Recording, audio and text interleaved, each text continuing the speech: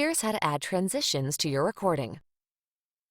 Go to the point on your timeline where you want to insert your transition. Click on Tools and select Transition, or you can just press the T key to start the tool. Select the type of transition to use by clicking on the Type option, which will pull up a list of all the transitions we offer. If you hover over any of the transitions, it will pop up a preview of what the transition does.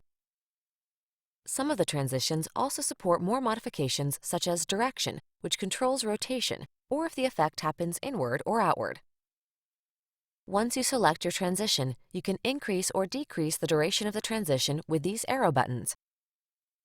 To preview what the transition looks like in your recording, you can press the Preview button here. When you are ready, click the OK button to save it.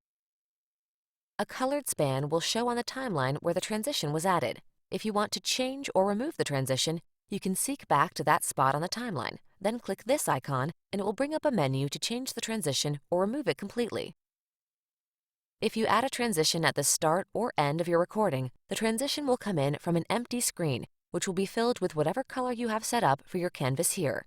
If you want to choose a different color, you can click to change it.